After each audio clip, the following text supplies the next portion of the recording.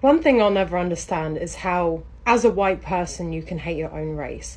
How can white people hate white people?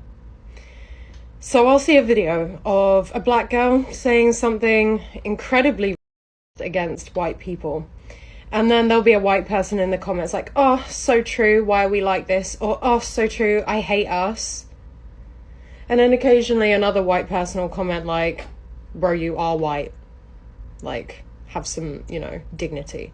And they'll be like, yeah, but look what our ancestors did to them. Look what we did. Look who we colonized, who we enslaved, blah, blah, blah, blah.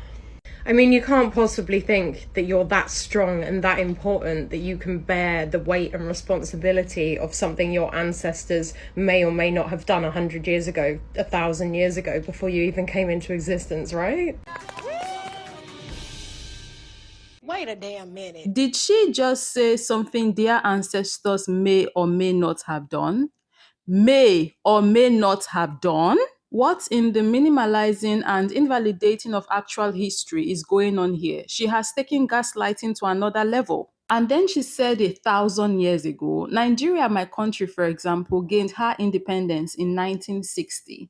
There are parents and grandparents who are still alive right now who experienced colonization. They saw it with their own eyes. But she is saying 1,000 years ago. Like, for goodness sake, it's 2023 and the Shigoshians from East Africa still hasn't gotten their independence. But here she is talking about how these events may or may not have happened 1,000 years ago.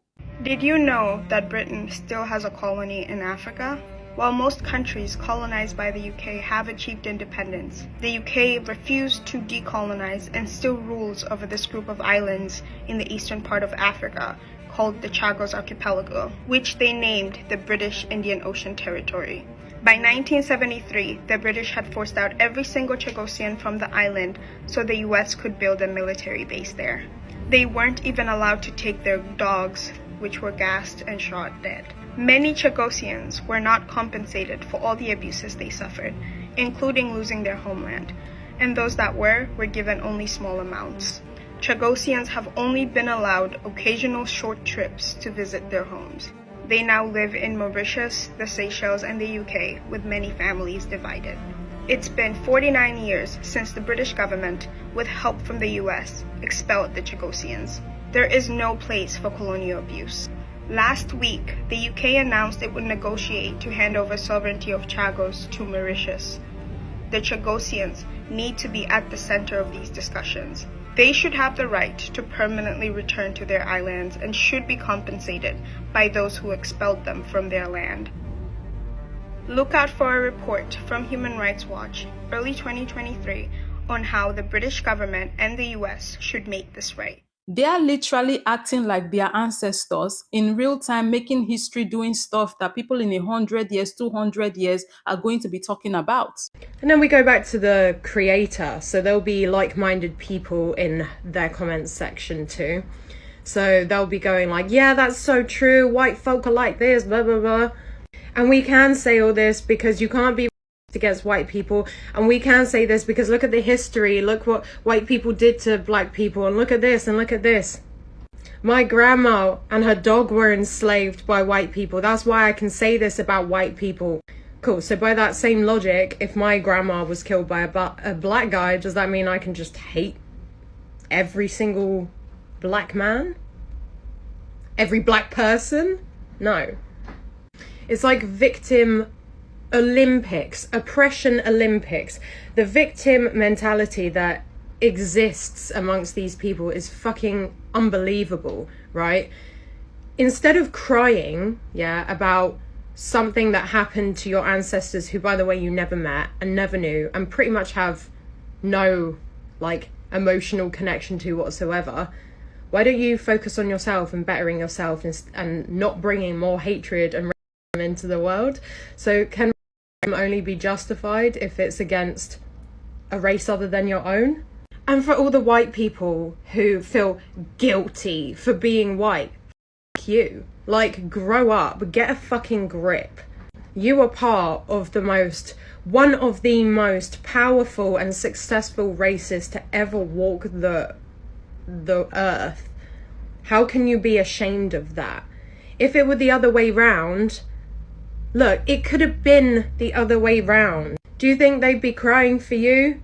Probably fucking not. So just get on with it and don't cry and punish yourself for someone else's skill issue. The end of this video tells us everything we need to know. Of course, she's obviously drenched in cognitive dissonance because in the beginning of this video, she was invalidating and minimalizing history. But here she is talking about how white people should be proud of being white because of all the things that they have accomplished as a race. But then if you look at history and you see how the white race was able to achieve all of these things and grab all this power, it wasn't through merit.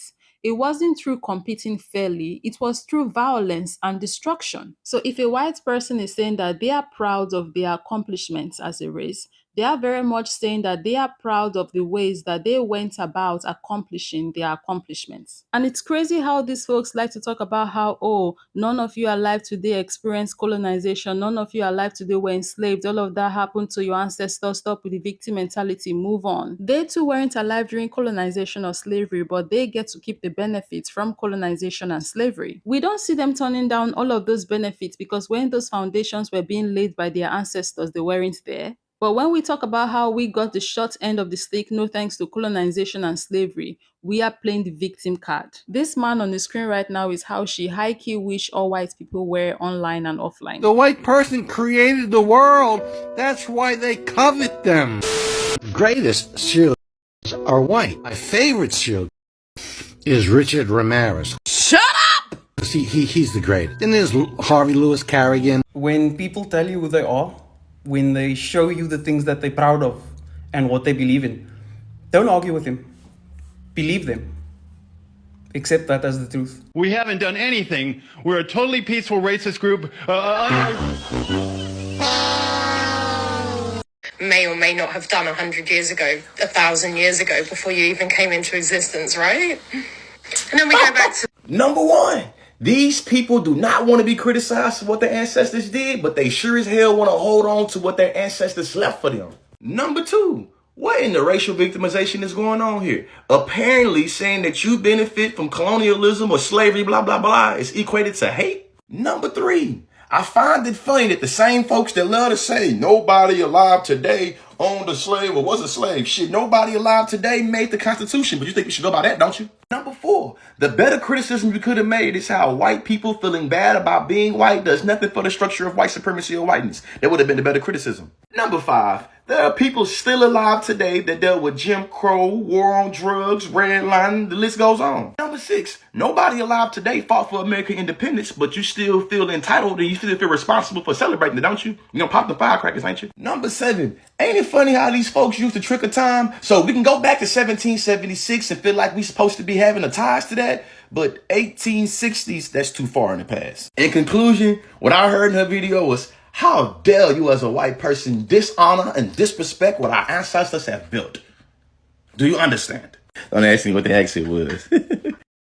Nobody in the US is a colonizer anymore.